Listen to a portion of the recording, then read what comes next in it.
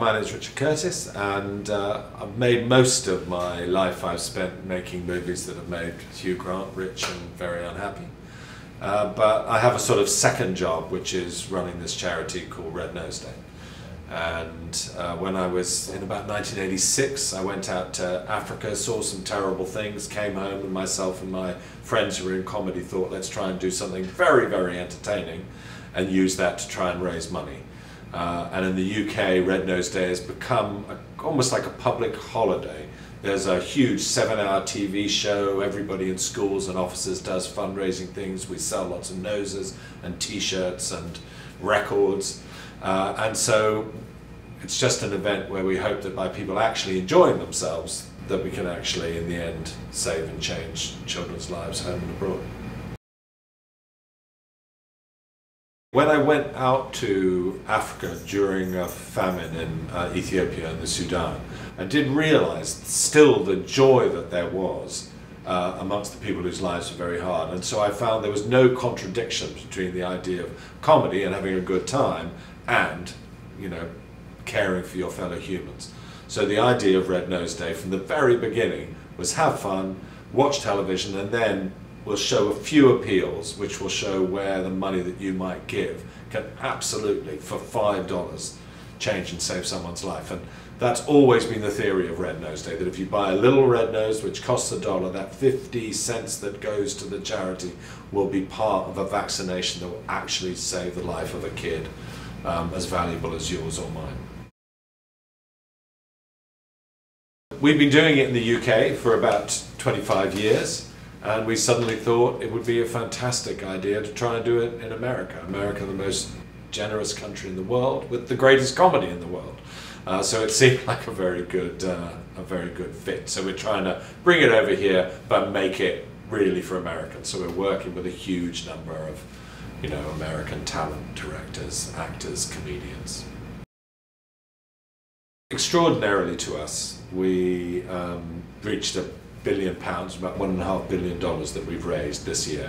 And I think the secret is that Red Nose Day, you know, belongs to people. It isn't a thing where experts say you absolutely must give money. We actually say to people, have a bit of fun, do it yourself, enjoy yourselves, and then just like a normal human being, if you raise that money and you know that it can change someone's life, that's a adorable thing to do. And I think that it's become a tradition, and what's so sweet now is that if you take someone like One Direction, they were born after I started Red Nose Day, so when we ask them to do something, it's natural to them to say yes, because it's always been part of their lives.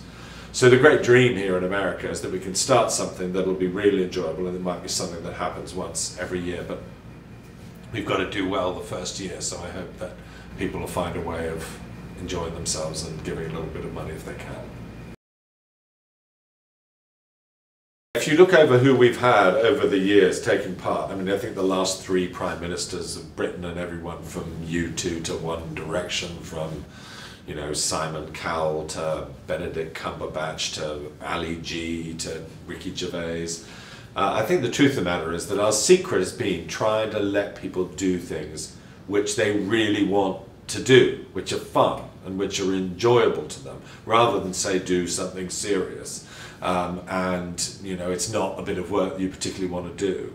So the magic has normally been saying to comedians, do something funny that you'll really enjoy. So we went to Will Ferrell with a sketch on The Voice, and he thought, oh, I'd love to do this. So we've got a great Will Ferrell sketch on The Voice. The secret is to allow famous people to do something which is actually fun. People come to the TV program because they think they're going to enjoy themselves, and then they see moving things which I hope will mean that they feel like they might give some money. And it's not always, you know, funny things as well. Jack Black I spoke to, and he was really interested in the idea of going to Uganda and finding out, you know, what the projects that we're supporting there are.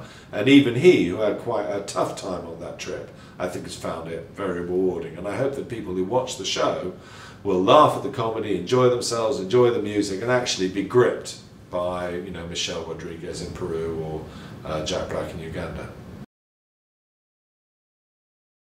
I hope that they'll see a show that's not quite like any other show they've seen before, and that is kind of an extraordinary and lovely miscellany.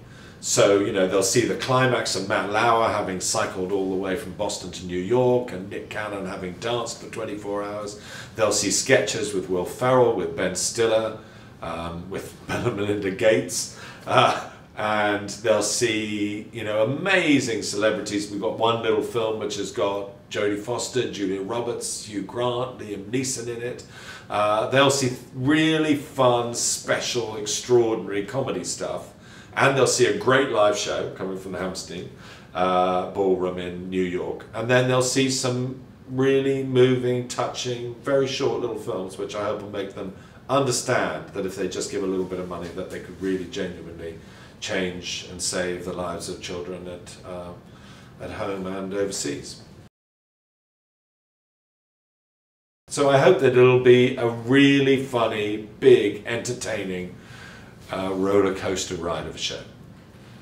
I hope it'll be slightly like nothing they've seen before, because it's such an extraordinary mixture of music, comedy, live entertainment, pre-recorded comedy, and very touching appeals.